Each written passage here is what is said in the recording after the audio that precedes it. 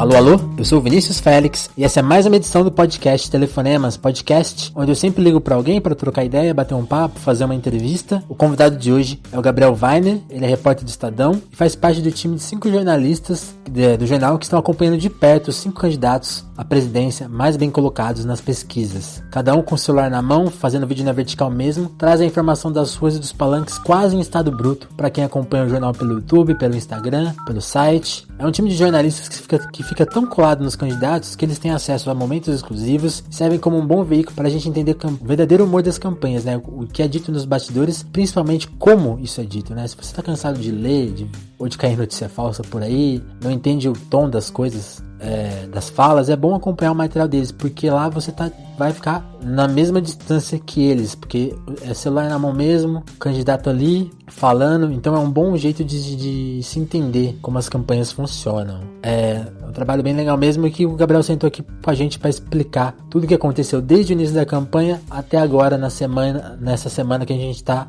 perto do primeiro turno. Podcast Telefonemas você escuta em todas as plataformas de podcasts. Estamos no Spotify, no Spreaker, no Google Podcasts, no iTunes. E agora as entrevistas não acabam. O podcast não acaba quando a entrevista termina. Vou começar a fazer sempre um recado ali após as entrevistas pra gente continuar a conversa, continuar o papo, falando de algumas coisas que precisam ser faladas, ou dar algum recado, repercutir alguma coisa que vocês me mandaram pelas redes sociais. Vai ser um espaço de cartas, digamos, ou um espaço pra gente conversar mesmo, continuar o diálogo, que é a missão desse podcast, certinho? Então vamos direto pro papo com vocês, Gabriel Weiner.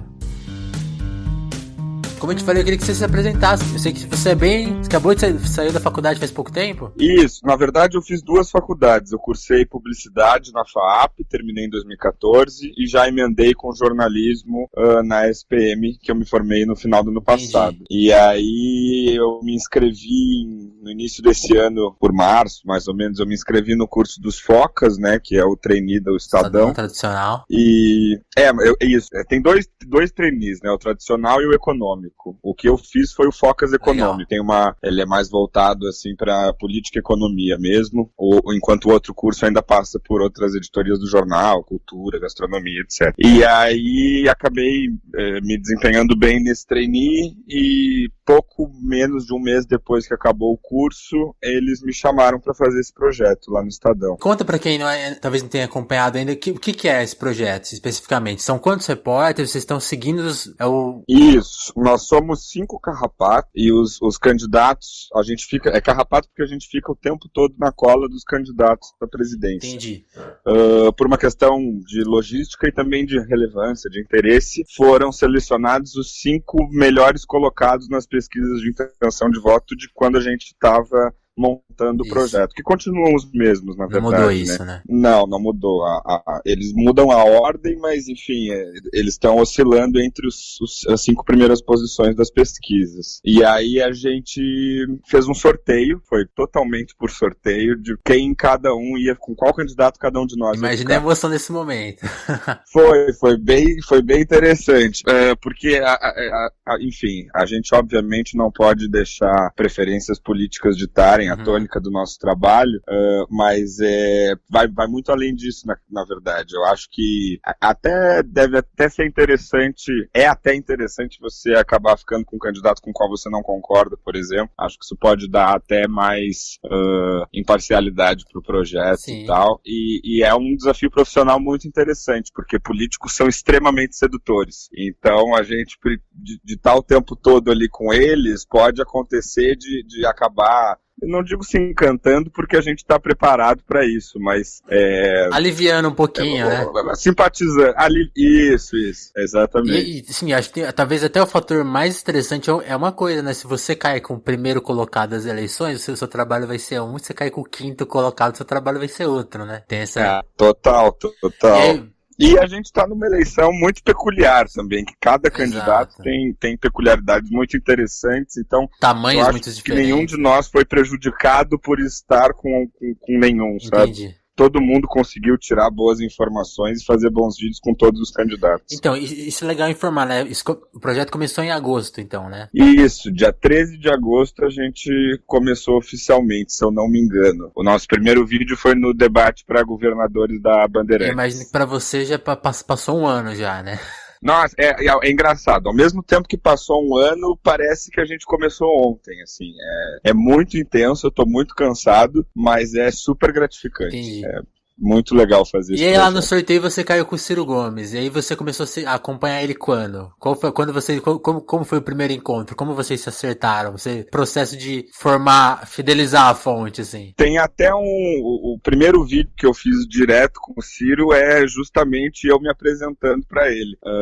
Assim que a gente fez o sorteio, cada um foi atrás das assessorias dos partidos e dos candidatos para negociar como é que a gente poderia fazer esse acompanhamento tão de perto quanto a gente está fazendo, né? Porque quem for assistir os vídeos vai ver, é carrapato mesmo, assim, é colado do lado do candidato. Tem as assessorias e tem a gente. A gente está sempre junto ali. E aí, alguns de nós tiveram mais dificuldade do que outros, tem algumas assessorias que são mais difíceis, que são mais resistentes, mas no fim das contas todo mundo conseguiu se aproximar bem dos seus candidatos. E aí a primeira vez que eu encontrei com o Ciro, que eu me apresentei para ele, eu já tinha conversado com o assessor dele antes, foi num ato de campanha que ele fez em Guarulhos. E aí é um dos primeiros vídeos lá do nosso canal no YouTube, canal do Estadão, desse projeto.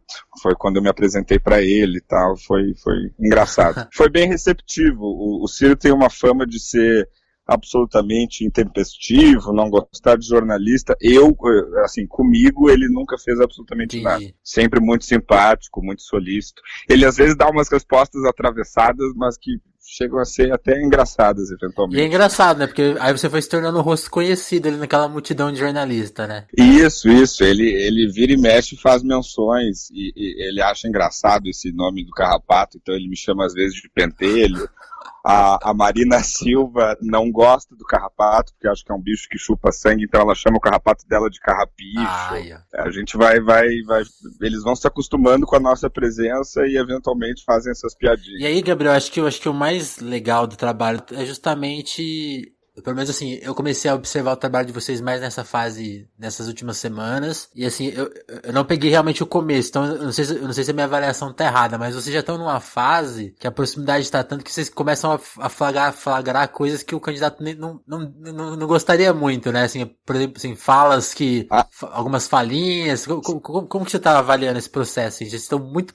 Sim, total, eu tenho dito por aí que o melhor filtro, apesar da gente estar vivendo num cenário político onde as pessoas estão completamente enlouquecidas, mas o melhor filtro para a qualidade do nosso trabalho tem sido os comentários do YouTube. Quando você é xingado pela militância do candidato que você está seguindo e também pela militância dos adversários, é que você está fazendo um trabalho razoável, entendeu? Talvez seja mais perto da realidade ali, né? Isso. E eles sabem que a gente está ali para isso. Não, óbvio que não para pegar as falhas. O nosso objetivo não é constranger ninguém e nem ficar mostrando só os defeitos de cada candidato, só as coisas que eles falam de equivocado. Mas a gente tá ali o tempo todo, é quase um Big Brother, né, assim. Sim, é mais expor, né? Porque acho que talvez os dois momentos que eu avaliei que mais repercutiram, talvez tenha sido o que eu não sei quem que estava com o Bolsonaro, e imagino que essa pessoa tenha sido a mais prejudicada, coitada. Enquanto você foi viajar ao Brasil, essa pessoa ficou parada em São Paulo. Isso, mas o Bolsonaro dá bons leads, né, dá bons furos, então o carrapato dele conseguiu boas imagens aí, ele fez a imagem que rodou em todos os jornais, os telejornais também mais importantes do Brasil, do Bolsonaro fazendo uma arminha com uma criança, perguntando se ela sabe atirar, foi um flagra do carrapato do Bolsonaro, o Augusto Decker. E por outro lado, você flagrou que teve aquela briga em Alagoas, onde foi? Foi em Roraima. Conta essa história, porque você pegou ali um momento que repercutiu bastante na campanha do Ciro, né, quando ele foi muito noticiado aqui em São Paulo que ele teria dado um soco no repórter, e a história... Qual que é a história que você pegou lá, de fato? A história não é exatamente assim, e eu acho que esse exemplo ele ilustra bem assim, qual é a tônica do nosso trabalho. Antes de todo evento de campanha, os candidatos costumam dar uma coletiva de imprensa. Certo. No próprio local do ato ali. A assessoria dele reserva um cantinho, a imprensa fica ali e a gente faz umas perguntas. E antes do candidato chegar, a imprensa fica toda junta, trocando uma ideia. Tal. Todo mundo colega, mesmo de veículos concorrentes, o pessoal se ajuda bastante. Aí tinha um jornalista local, chamado Luiz Petri, que me abordou para conversar, como é de praxe, a gente sempre faz isso, e ele me falou, como eu disse no vídeo, ele me falou que ia fazer uma pergunta muito dura pro Ciro Gomes e que queria uma reação. Ele queria uma reação violenta. Assim. Ele foi com a intenção de... Exatamente, ele foi com a intenção de provocar uma reação, não era simplesmente saber a resposta de fato para aquela pergunta. E aí, quando o Ciro chegou, esse repórter fez essa pergunta e o Ciro, ele não deu um soco no repórter, ele deu um empurrão, foi um chega pra lá, e falou, vá pra casa do Romero Jucá, seu filho da puta. Que... É um traço do Ciro, assim, essa coisa, sabe, espontânea, o cabra nordestino, ele é... Eu não diria descontrole, cara, eu acho que ele é uma questão de personalidade, assim, ele é assim, sabe? Outro dia eu fiz uma pergunta que ele não gostou sobre o Haddad, ele olhou pra mim e falou, pô, mas só gosta de futrica, mas não é uma agressão propriamente dita. Óbvio que um xingamento como esse é uma agressão, mas a pergunta foi nitidamente tendenciosa. Eu não acho que o Ciro tenha agido corretamente de dar o chega pra lá no repórter, sim, mas tem um contexto por trás. Antes dessa entrevista, o Ciro Gomes estava dando uma outra entrevista na rádio da Folha de Boa Vista, que é uma das rádios mais importantes lá da capital de Roraima, e tanto o Ciro quanto o próprio radialista que estava fazendo a entrevista, eles dizem abertamente que durante a entrevista a luz do prédio onde eles estavam fazendo a entrevista foi cortada a mando do Romero Jucá. E não só isso, como também avisaram o Ciro que haveria um jornalista do Romero Jucá na coletiva. Então ele já foi também preparado, sabe? Provavelmente já estava um pouco irritado, né? Porque cortar a luz parece uma coisa de Idade Média, né? Exatamente. A gente é engraçado porque a gente vive aqui em São Paulo e a gente tem a impressão de que o que a gente vive aqui, o que a gente vê aqui pode ser o mais próximo da realidade de outros lugares, mas não é,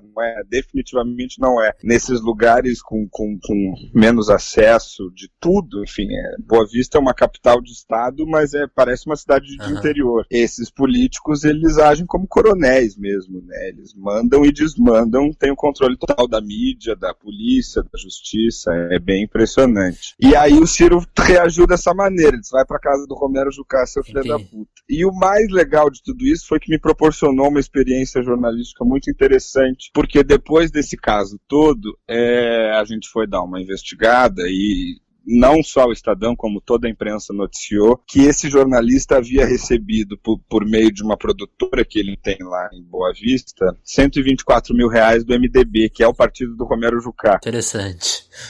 A justificativa é que a produtora dele fez vídeos políticos, vídeos de campanha para o MDB. Mas é tudo muito curioso, né? O fio solto tá ali, né? Existe alguma relação. A gente não pode dizer que esse cara foi realmente pago pelo Jucá para fazer aquela pergunta. Mas tem relações. Mas ele tem alguma relação com a MDB. Interessante. Gabriel, como que é pra você estar na rua assim? Você já tinha tido alguma experiência de rua? Porque você foi pro front talvez mais difícil de cara, assim? Ou você já trabalhou com alguma coisa parecida? Não. Essa tá sendo a minha primeira experiência como repórter, como todo mundo imagina que é o trabalho de um repórter, assim. Eu trabalhar ano em redação antes de vir para o Estadão, mas era redação de uma revista, fazia algumas reportagens fora, mas era muito específico, não era nada de como isso que a gente está fazendo, porque eu acho que a grande diferença do nosso trabalho é que a gente vai sem pauta, né? A gente recebe a agenda do candidato e vai lá para ver o que vai acontecer.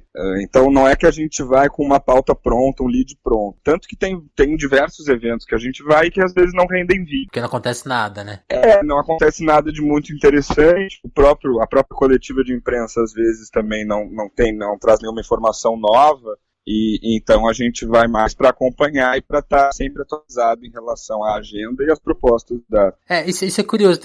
Eu tava vendo um movimento interessante ontem, assim, que muita gente, eu não sei, tem um ciclo de notícias que às vezes parece que no evento existe uma obrigação de criar um lead, e aí tipo assim, velhos discursos são tratados como novidades, né? Esse é um erro que vocês estão evitando, então. Total. E como orientação editorial dos nossos chefes, assim. O negócio não é simplesmente entuchar de conteúdo. Tem que ser interessante, e eu acho que o grande trunfo desse projeto é a orientação dos nossos editores de que o negócio não é pegar o que toda a imprensa pega, porque toda a imprensa pega e a gente vê quase que instantaneamente na televisão, né? As respostas padrão nas coletivas de imprensa. O que eles querem é pegar os bastidores da campanha, não deixando de lado as declarações do presidenciável e as entrevistas mais formais, mas quem for assistir os nossos vídeos percebe claramente que o nosso negócio é pegar o que está ali por trás, né? Eu acho que talvez os vídeos mais legais, se alguém ainda não conheceu o projeto, tá conhecendo agora, a minha indicação, acho que não sei se você vai reforçar ou não, mas vá assistir os vídeos que vocês, porque é muito legal uma coisa que vocês estão fazendo, que é assim, cada um trabalha em separado, né, afinal segue seu candidato, mas tem um encontro de vocês que anda nos debates. Isso. Aí vocês juntam todos os vídeos, fazem um compilado dos debates, e acho que sim, os melhores momentos estão ali, são comentários que vazam, são gente comendo um bolinho, gente se encontrando no banheiro. É sempre muito engraçado, e eu acho que é super inovador. Eu, pelo menos, não vi nada parecido na imprensa. A gente nunca soube, antes desse projeto, como são os bastidores de um debate, né? Então, assim, a gente pega, é bem isso que você falou, a gente pega os candidatos comendo um bolinho, tomando um café, Teve um episódio muito engraçado que foi no debate que o Estadão promoveu junto com a TV Gazeta aqui em São Paulo, que a gente conseguiu pegar um momento em que todos os candidatos homens estavam dentro do banheiro ao mesmo tempo. E aí eles saem do banheiro e a gente pergunta, vocês já estavam começando o debate ali no banheiro? E aí cada um responde de um jeito muito engraçado. O Bolso falou, imagina que eu vou falar com alguém no banheiro. O Álvaro Dias responde, não, no banheiro não dá, né?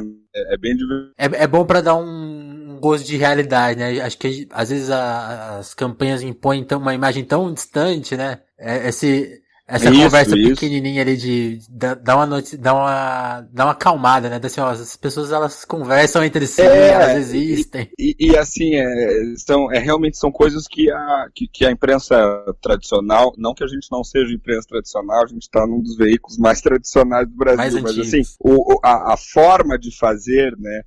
Não é nada tradicional, a gente consegue pegar esses momentos em que, por exemplo, se um candidato, o vídeo que a gente postou ontem à noite, do debate da Record, se um candidato não fala com a imprensa quando ele chega, ninguém vai saber isso, porque a imprensa simplesmente não vai colocar nada a respeito. A gente coloca os caras dando as costas pra imprensa, é outra dinâmica. Tem um candidato aí que não falou com ninguém, né?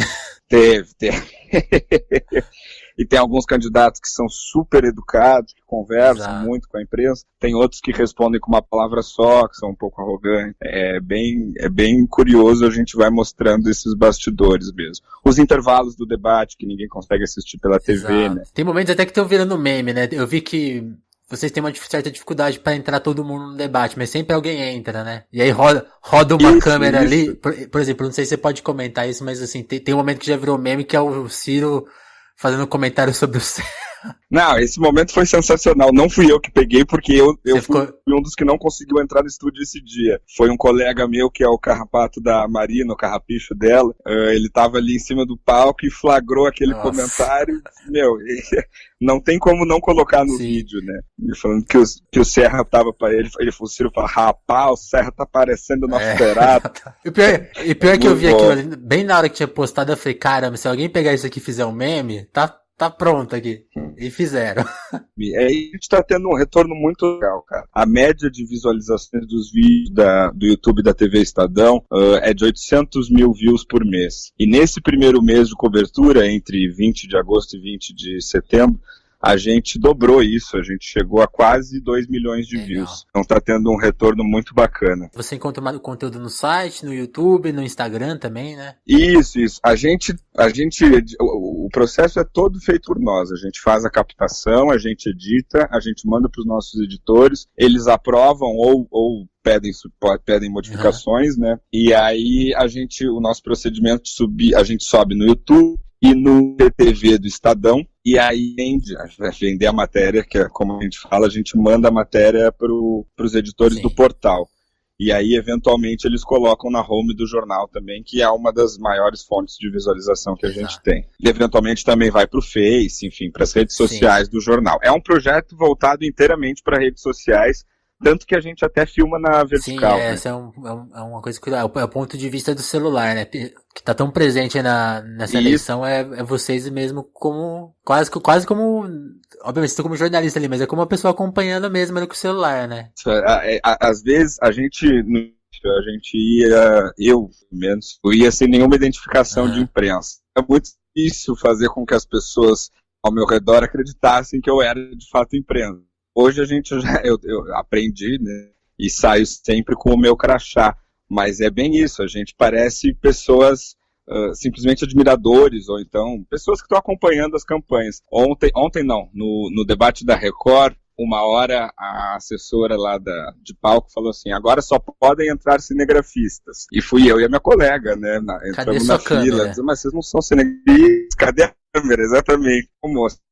No celular. E esse pessoal já está sabendo mais do projeto, a gente não está tendo tanta dificuldade de provar que, de certa forma, sou cinegrafistas também. Mas é bem engraçado. Nosso equipamento é um celular e uma bateria, tá? Porque, enfim, deve imaginar, né? A gente tem que fazer umas 3 cargas por dia no telefone. Imagina o celular queimando ele na mão, né? É isso, é o tempo inteiro. Gabriel, e tem algum prognóstico dessa semana? Você já sabe pra onde você vai essa semana? Sei mais ou menos. Amanhã de manhã tem um evento lá na sede do PDT, aqui em São Paulo, evento com a militância, e depois ele vai para o Rio de Janeiro, porque na quinta-feira tem o debate da Globo. Esse a gente também vai, então quinta provavelmente eu tô no Rio. Na sexta ele tem tem 2 eventos muito interessantes também, são os últimos eventos de campanha no Nordeste, que eu quero bastante acompanhar. Um em Petrolina e outro em Juazeiro, né, Pernambuco e Bahia, são cidades bem próximas. No sábado, se eu não me engano, ele vai para Sobral, o berço político dele. E no domingo ele vota em Fortaleza e acompanha a apuração de lá. E domingo eu estarei em Fortaleza. E quinta no Rio de Janeiro. De resto, eu ainda não sei se eu vou conseguir acompanhar. Entendi, então é bem previsível mesmo. Totalmente imprevisível, e essa semana está tendo uma exceção, porque como é a última semana de campanha, está tudo um pouco mais organizado. Mas normalmente a gente recebe a agenda dos candidatos 24 horas antes. Então você deve imaginar, quando eu fui para Boa Vista, eu decidi a gente chegou, né, em comum acordo lá no jornal, às 3 da tarde, que eu deveria ir para lá, e peguei um voo às 9 da noite, um voo que leva, enfim, você tem que parar em Brasília, levei quase 8 horas para chegar em Boa Vista, mas tive 3 horas para me preparar para isso. É isso que eu te perguntar, eu tava esquecendo desse detalhe, né? Como a preparação para as viagens é muito independente, né? Você não tá viajando exatamente colado com ele, né? Tem que ter uma estratégia do que vale ir e do que não vale ir, né? Total. E em campanha é uma loucura. Os caras fazem, assim, 3 atos de campanha no mesmo dia em 3 estados diferentes, porque eles têm o dinheiro para fazer isso, a maioria das vezes viajam em aviões particulares. Os candidatos esse ano, a boa parte deles até está viajando bastante em avião de carreira. Mas quando eles têm eventos em 3 cidades diferentes, né, no mesmo dia, eles pegam um jato, não tem outra maneira. E aí a gente tem que tentar, entre as 3 agendas, a gente tem que decidir qual que tem mais chance de render bons vídeos, né? E organizar tudo muito rápido. E é muito difícil viajar para alguns lugares. Assim, o norte do país, por exemplo, é difícil você chegar em qualquer capital do norte sem parar em Brasília antes, por exemplo, ou Belém. E aí acaba que são voos muito compridos, tem sido cansativo, mas sinto gratificante. Isso profissional da minha vida até agora. Gabriel, você pode só repetir essa parte final que travou um pouquinho? Você falou que foi a melhor experiência profissional da sua vida? Até agora, sem dúvida nenhuma, é a grande experiência profissional da minha vida. E você tem prognósticos pro segundo turno? Se o Ciro não passar, você já sabe pra onde você vai? Então, quando a gente foi contratado para fazer esse projeto, o plano acredito que esse se mantém, o plano é que dois dos carrapatos continuam, não necessariamente os carrapatos dos candidatos que avançarem para o segundo turno. É mais uma questão de análise de desempenho lá dos nossos chefes.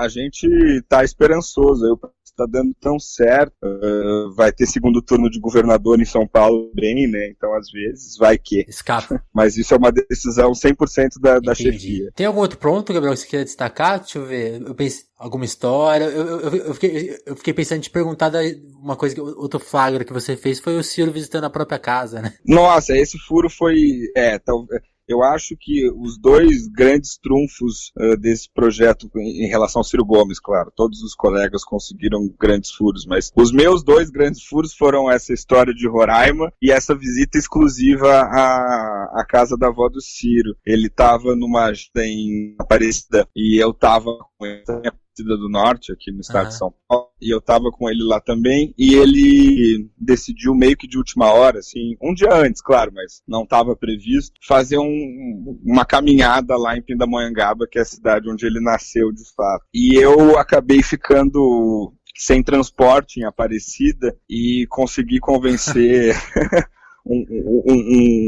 um dos carros ali da assessoria do Ciro a me levar junto, e por pura coincidência esse carro não estava indo para a praça onde o Ciro ia fazer a tal caminhada, estava indo para a casa da avó dele, onde ele passou antes ali da caminhada para comer um pudim.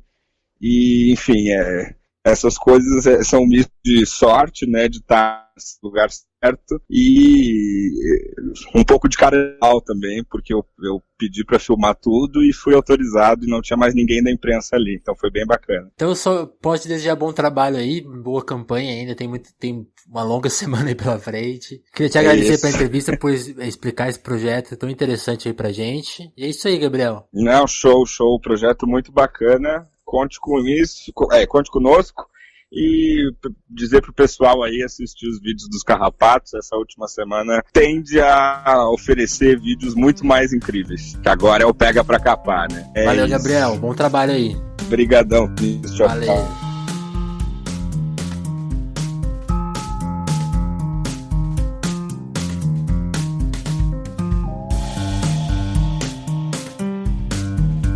Alô, quero ter esse momento novo aqui no podcast. Logo após a entrevista, o papo continua. Então eu vou deixar esse espaço aberto para vocês mandarem mensagens, seja na hashtag Telefonemas, seja lá direto comigo no Twitter, ou seja pelo e-mail, que eu vou deixar aqui na descrição, tá? Então, quer desabafar, quer mandar uma pergunta, quer sugerir alguma coisa, manda, que esse espaço para isso. Também para falar alguma coisa que couber no momento, nesse momento, para aproveitar a estreia, já que ainda não recebemos nenhuma mensagem e não temos assim nenhuma notícia em especial para divulgar, eu quero reforçar a ideia do podcast, especialmente nesse momento aí das eleições, tá quase chegando o dia da votação. Então, vocês devem ter notado que a gente anda falando mais de eleição, mais de política por aqui, mas eu não quero abrir mão de falar das outras coisas, porque eu acho que o diálogo proposto pelo podcast é um diálogo mais completo do que só esses assuntos. Então, assim, não é apolítico não, é mais político ainda, porque a gente não vai abrir mão de falar das outras coisas, falar de música, falar de cultura, falar de cinema, de todos os outros assuntos que a gente aborda aqui. Então, eu acho que é importante, inclusive, manter isso, porque a gente tá vendo aí muita ansiedade, muito estresse nas redes,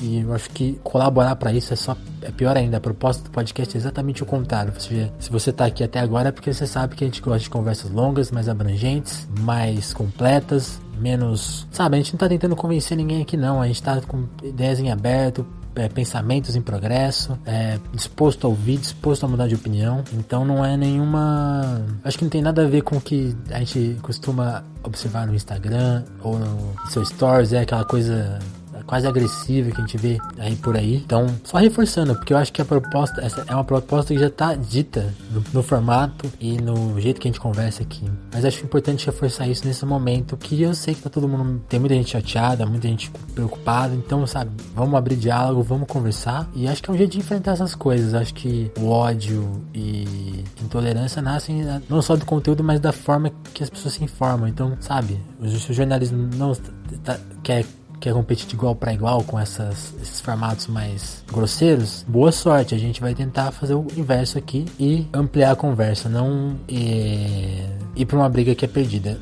ao meu ver, porque a gente amplie que merece ser ampliado e dessa forma. É um espaço independente, é um espaço menor, mas que sugere aí ideias para quem tem mais espaço, tem mais abertura e, enfim, é criar uma rede de diálogo mesmo. Já sempre foi a proposta e que vai continua sendo, certo? Então, queria agradecer mais uma vez, o espaço está aberto, mandem suas ideias, mandem seus comentários e é isso aí, certinho? A gente continua se falando na próxima edição do Telefonemas. Muito obrigado, um abraço.